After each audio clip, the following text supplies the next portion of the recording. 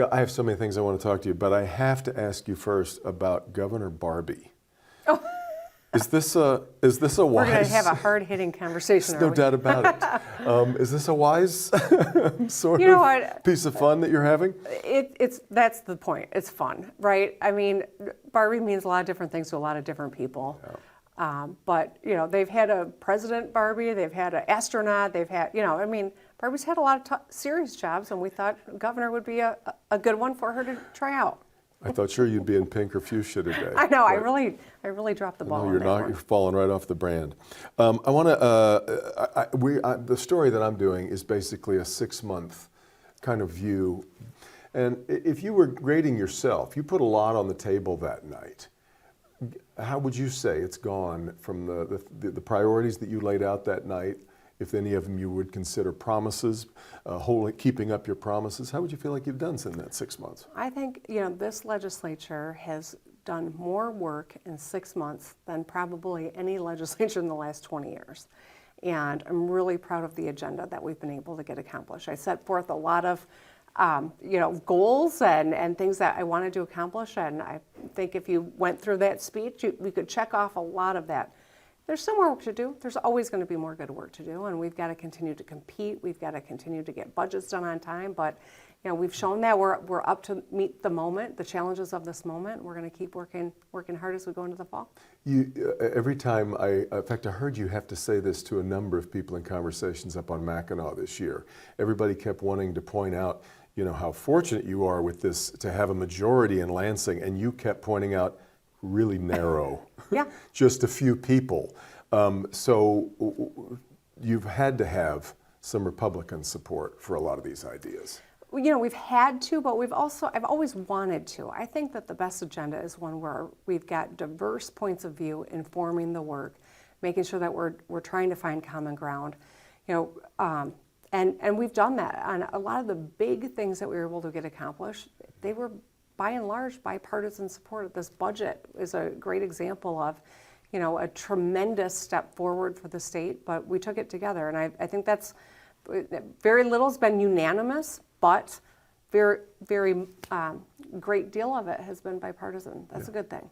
I want to take through a couple of other things. A big piece that night was you were promising or hoping to promise free pre-K for every kid in Michigan. Today you signed a budget that puts that into effect. Yep, we were taking another big step forward on that today, and I'm excited about that. The free and reduced lunch population had traditionally gotten one meal at school. Now every child in Michigan is going to get 2 meals at school. This is a big step forward. We know that there's a lot of kids who are in food poverty, and if your tummy is grumbling, and you heard a woman at the press conference today talk about her 2 girls, what this is going to mean for families. It's a big deal. It seems like maybe not the most front and center thing on people's mind when they think about school funding, but this is a big deal when we think about improving outcomes for our kids and leveling the playing field. I did not expect the one criticism that a woman was telling me about today here was from a Democrat, that what she is afraid is not being recognized is the child care piece of young life. We're taking care of schools with the highest per pupil funding ever. We're taking care of pre-K, we're taking care of lunch. But spending on child care has actually dropped from the last budget. Well, I would encourage her or anyone who is passionate about the early childhood stuff to really look at what we've been able to accomplish. I mean, TriShare, we have grown across Michigan where we pick up 1/3 of the cost for child care. The employer does, the parent does. This has created so many opportunities. We've made greater investments in child care than I think any of my predecessors. Now, is there some fluctuation in the numbers over the last couple of years? Maybe. I don't even know if I buy that when you look at all the different pieces of the budget. And so we didn't highlight that in the school aid budget, but as you see the general fund budget that I'm going to sign in the coming days, there's additional investments in that space too. She mentioned that'll be where she'll be watching that more closely. Yep. The other thing, so you've also though created a new department basically, which looks at education as a lifelong endeavor. A longtime Lansing watcher, the day that you announced that, texted me and said, "What an Engler-esque move." And I thought, I wonder if she would think that was a compliment. You know what? I did not agree with a lot of John English priorities, but I respected his understanding of government, so I'll take that as a compliment. We've been, I think, as a state, struggling to make sure that our educational outcomes are commensurate with our expectations and the needs of our students. And we've got different pieces of that lifelong learning in different departments.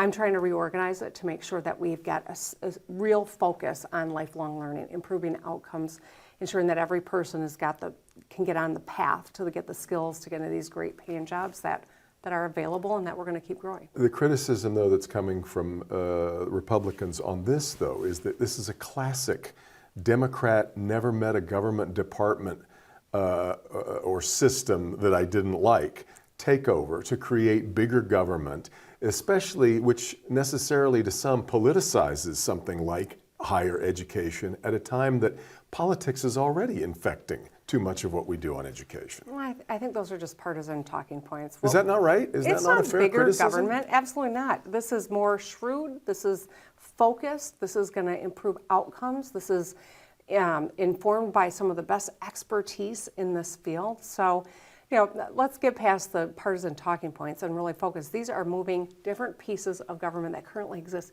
into one area so that we can actually move faster and be more efficient. Another big piece of that night was you talking about gun violence. You ended up getting the 3 pillars of that idea all passed, but I think some, especially those on the left, wonder just how much teeth there is in that. These are all, there's some common sense to these, but none of them would have stopped what happened in East Lansing. Arguably, none of them would have stopped what happened in Oxford. Are we going far enough, to your mind? Well, let me push back on that assumption, because the gentleman, the man who shot people in East Lansing, the police had been called on him before, right? But his father, if there was a red flag law. But his father did not see this kind of problem, and you need a family member, right, to stand up and say, look, there's a problem coming. But once the police are engaged, if they have got additional tools, perhaps they could have prevented this. Well, we don't know. We'll never know. Ethan Crumbley, right? His parents, they had the gun. If they'd had it securely stored, maybe he wouldn't have gotten access to it.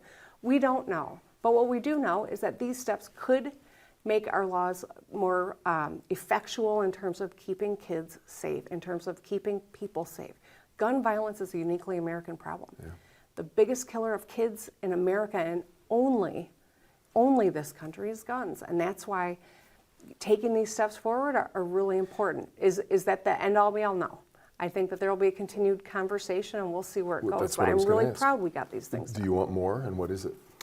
I'm not going to be prescriptive. I'm going to work with the legislature. I think it's really important that people across the state have the ability to weigh in. I think it's crucial that we are mindful about how this industry has changed and what mental health and all the different aspects of keeping people safe looks like.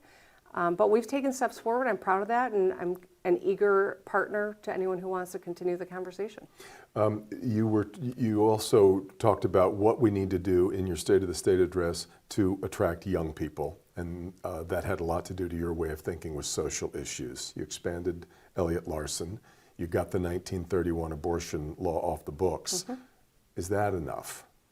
Do you need more? And do you feel like abortion is a decided question now in Michigan? I think these are all important aspects to young talent that can pick up and move wherever they want and work from anywhere. We're already seeing that the ethos that we have when it comes to education and supporting educators is working to our benefit, where we are seeing educators move to Michigan from other states, looking for a good opportunity here. I think I've heard, all anecdotal, of course, but stories of people in the LGBTQ community who have moved to Michigan because they see Michigan as a welcoming, safe place to live.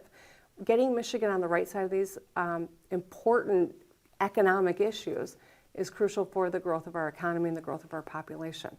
The Crown Act that I signed that protects people of color can wear their hair in a natural way and they can't get penalized for it.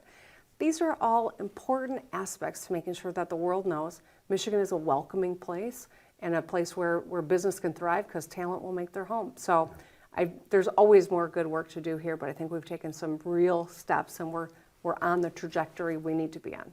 You have a weird situation where you actually could end up losing the majority in the House because we have 2 legislators running for mayoral seats.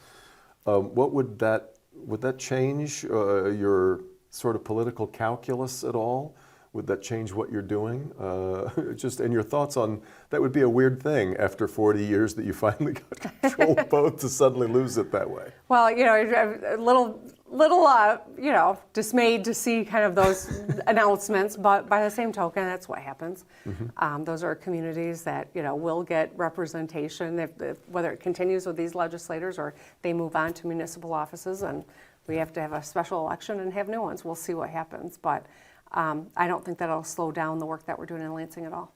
I wanted to ask you about your concerns over the UAW Big Three negotiations that are beginning. It's been very pugnacious so far from the UAW side, and after you moved aside right to work, which by the way you did not mention really in your state address, I'm wondering what you think a strike would do to our reputation that you're trying to remake. Well, you know what? I think that we have seen in the wake of the pandemic that employees want to be able to negotiate good wages and a good quality of life. That's what unions are all about. And when you look at the strength of the Michigan economy, it's because of the Big Three. So I am concerned. I'll be watching closely, have regular conversations with the head of the UAW as well as the head of the autos. This is a core part of the Michigan economy, of the U.S. economy. Workers should get, a fair wage and be able to negotiate, but I'm hopeful that they're going to be able to come up with a solution short of a strike. But obviously, I respect the process. I don't play a role in it, but I'm going to stay very close to all the parties involved. That's what I was going to ask. Are you taking part strategically? I am a great ally of the UAW. I am proud of being a longtime candidate who's had a great relationship with them. I also recognize the importance of the work that we're doing in our economy rests on major investments that the Big Three have made in Michigan and will continue to. So I'm not a party to the negotiations. I'm not on one side or the other, but I am concerned that we get a resolution that makes sense for all parties and that we keep moving Michigan forward. I was as I was looking through all the things that you talked about in the State of the State, I was reminded of the old sometimes unanswered prayers are a good thing too. Aren't you glad that your 45-cent gas tax never got through? I mean, that would have been a disaster once the price of gas shot through the roof, wouldn't it?